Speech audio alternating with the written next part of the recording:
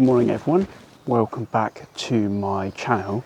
I feel a little bit blessed this morning because when I set out this morning just before sunrise, or about an hour before sunrise, it was absolutely tipping down where I live here in the UK, but as you can see now it is not raining, and I've been shooting this scene today. It's a new scene for me today. It's at Melbury, Abbas near Shaftesbury. It's an old mill, and the mill is just around the side, and I'll put some b-roll up now of what it looks like around the other side. But predominantly today's video is not about shooting with my latest and greatest digital cameras, or I say greatest, I'm on an XH1 which I think is a few years old now, and I've also bought my Olympus EM1 which is 2013. But I'll put that image up now, well, the best image I've been able to capture with this scene here today. But I'm actually here shooting with another camera, and I've got it here in my pocket now. It is this little quirky thing here called the Fujifilm FinePix 4700 Zoom. And basically I was just given a few cameras from an old friend of mine who unfortunately passed away a year or so ago, and in the bag of cameras that I was given there was two Fujifilm Super Zoom cameras from 2007 and 2015, and even though they still work, or the 2007 one, the dial's missing so it's stuck in auto, but they still both function. But Super Zoom cameras, even though they've got their uses, they're just not for me. And also in the bag was this particular camera here, and this one caught my eye really because I've never really seen a camera which looks like this before. And so I started to do a little bit of research of what this camera actually is and whether basically it would still produce some reasonable images. So I'm just going to keep an eye on the light just in case something actually does happen, because you can start to see some blue sky up there now, but the scene here is still quite dull and flat. Yeah, so this camera caught my eye. So what is it? It's actually a digital camera from the last century. Yeah, you heard me right, that is 1999 this camera was released, nearly 23 years ago. When it arrived on the scene it had a street price which was lowered to about $700 US, which is just crazy thinking something like this, which is quite old hat now, was worth so much at the time. But I guess it was groundbreaking at the time. So it was released under a little bit of controversy because it's got Fujifilm's Super CCD sensor in the camera, and they were trying to market it as the camera was being able to capture more resolution than what the actual megapixels of the camera was. So I think they were trying to market it as a 4 megapixel camera when really it's only a 2.4 meg sensor camera. It's got an optical zoom. You can turn it on like so, and the optical zoom still works, and I've captured this scene here today as well, and I'll put some images up of that later on. But yeah, so I just thought this looked really quite quirky, and even quirkier is that it takes a form of media that I've never seen before. It's actually a smart media card, and I had to buy this specifically, as well as a reader that can actually read these cards, because yes, it has got a USB port on it, but I've never seen that connector before. So I thought rather than trying to find a cable that works, it was probably more simpler to just buy a card and then another reader that could then read those types of cards. And this card was quite expensive because it's obsolete. I think it was last sold back in 2006, and even though this card is quite big, it only holds 32 megapixels, not gig, 32 meg. And if you have this camera set on its highest quality setting, which is fine, that card will just hold 18 images, which is, yeah, it's just quite crazy now, considering I've probably got a 64 gig memory card in this camera that I'm filming on. So yeah, just to have it's just amazing how far technology has come. And I still remember old floppy disks where you only got 720 meg or no, I think it was only 720 kilobytes or 1.4 meg. Yeah, so I have taken it out previously to this video just to give it a whirl and see whether it's still working. And there's a couple of things on the camera that isn't working. It's got like a mini LCD screen here, which when you turn on, it lights up, but it doesn't really display anything else. So that's not working very well. And then what I've found, if you don't see a live view image when you're taking a shot, then you're not going to take a shot. You're just going to get a black screen. And I've done that quite a few times. And as well, I found that the camera is probably not functioning as well as it did. It's quite flaky. And I'll put some images up now, the good images I've managed to take so far, but also I'll add these pictures as well where the screen just flaked out, and like I said, it just captures what it sees. So if the sensor's doing something funny, it'll capture whatever that the sensor thinks it's doing at that time.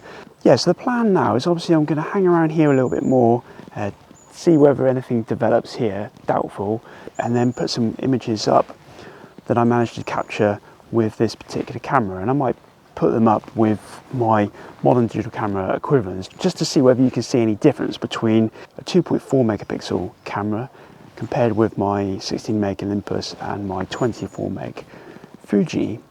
I'll move behind the camera in a minute and just show you the operation of this camera. I mean, when it does flake out, it's odd, you can kind of push the casing around a little bit and sometimes it brings it back to life. Sometimes it doesn't work, but sometimes the image does reappear. And then also as well, cycling the on-off button does sometimes work, but it is a little bit unreliable to use out in the field. So it'll be interesting to see what I can capture with this old camera today.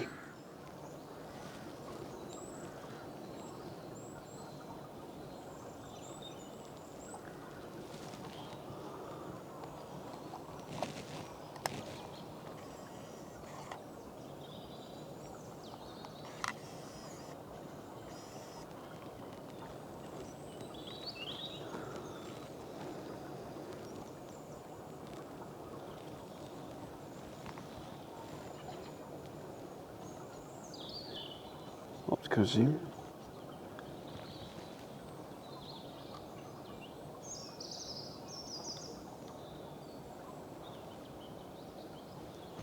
Right, so that's the camera taken care of. Let's just capture some more of this scene here, as we are starting to get a little bit of interesting cloud formations now in the sky, but none of that excellent sunrise colour, unfortunately.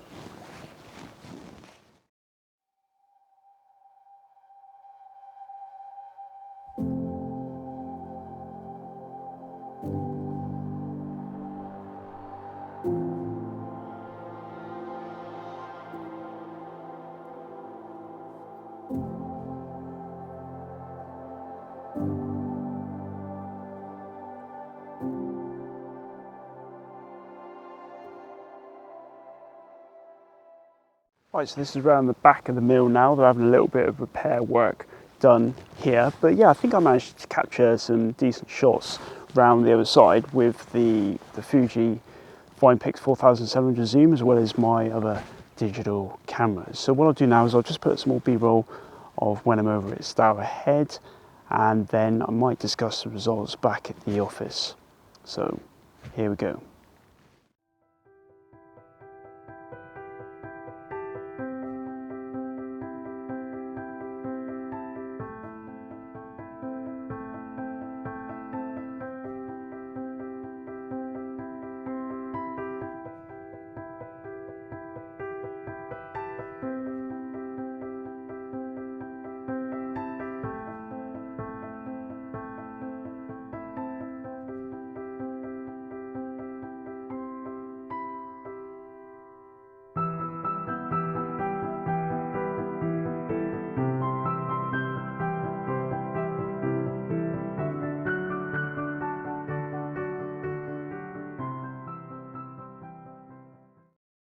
Right, it's been quite a few weeks since I filmed that first part of the video. Because I like the results so much, I decided to basically take this camera out and about a little bit more before filming this second part to this video. So I've come back down to the mill. I haven't been down here for a few months. Autumn is pretty much on the edge of transitioning now into winter here in the UK. And up until this point, as well over the summer, this place was completely overgrown. So you couldn't even come down and stand where I'm standing. But as you can probably see from the weather, it's pretty much like it was in the first part of this video. Quite dull, quite flat. So I'm not expecting any spellbinding pictures down here with the camera today.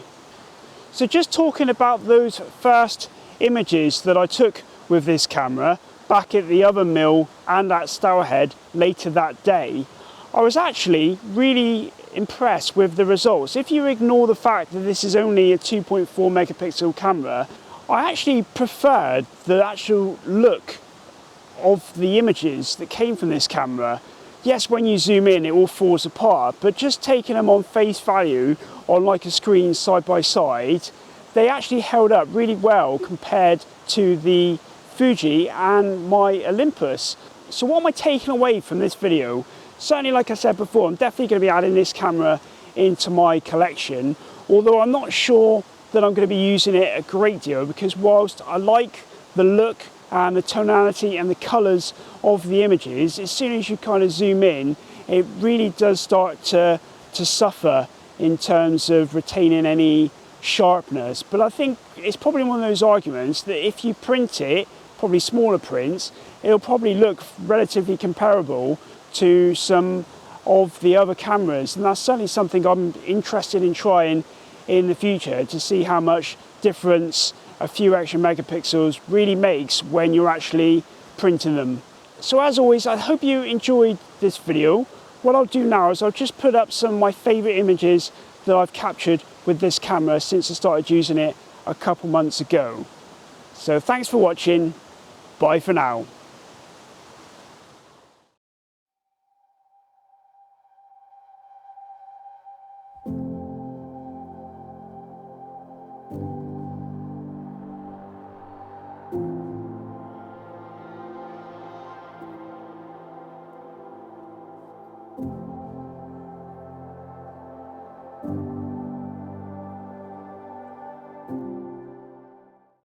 Right, another add-on to this video before I finish it, but basically it's been about 6 or 7 months since I last did that talking head down at Sherborne Mill, and there's a number of reasons why the long period of time has passed between then and now. Basically, we've got a puppy, so a lot of my time has gone into that, as I reported in the spring update to this channel.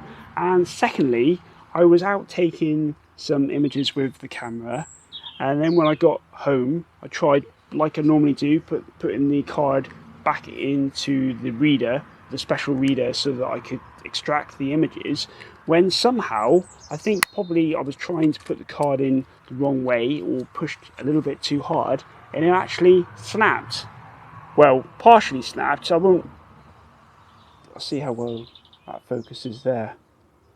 But basically, yeah, so it's a little bit worse for wear. Luckily, I managed to get the images that I'd taken up to that point off of the card, but I was reluctant after that to use this particular card again. I've never had that happen to my SD card, so I can kind of see why this format didn't quite take off. Not to mention this is only 32 meg, so on this card I could only fit 16 images at a time. So the camera then didn't really get a lot of use for a few months, because I was a little bit reluctant to buy another card, because they're not cheap, these obsolete cards. I think this one cost me about £10, so yeah, I was a bit unsure whether I was going to bother shooting any more images.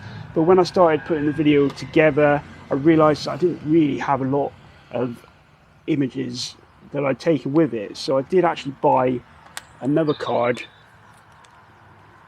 this time an Olympus brand, see whether that holds up a little bit better than the Fujifilm card that snapped, and just try a bit more careful with it when I put it into the reader. It's home, but this one is only 16 megs, so I've only really been able to take 8 images at a time before this card gets full. So because of that, and because of the fact that we got a puppy now, I haven't had the time to really go out and finish this video. But I feel now that I have reached that point.